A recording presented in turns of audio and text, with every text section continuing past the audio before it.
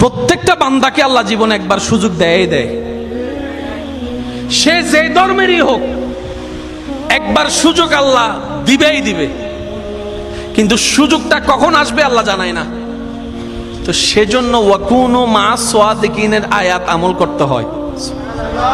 আর একটু জোরে বলি না সুবহানাল্লাহ। ওয়াকুনু মা সাদিকিন আয়াতের উপর আমল করলে সুযোগটা যখনই আসবে আপনি সুযোগটা ধরতেও পারবেন, নিতেও পারবেন। কেউ হাসরের ময়দানে গিয়ে আল্লাহকে বলতে পারবে না আল্লাহ তুমি আমাকে সুযোগ দাও নাই, এটা বলতে পারবে না। আল্লাহ পাক বলবে যে অমুক দিন এটা তোর সুযোগ দিছিলাম। আপনি তখন মনে মনে বলবেন ও মাইলে ফিরে নাই তো নো বুঝি দেয়া না। কথা বলেন ঠিক কিনা? আল্লাহ প্রত্যেক বান্দাকে জীবনে কয়বার সুযোগ দেয়? দিবে। হয়তো আপনার এসে চলে গিয়েছে, আর না হয় আসবে। একটু প্রস্তুত থাকেন। এটা ধরতে জানলে দুনিয়াও কামিয়াব, আখিরাতও কামিয়াব।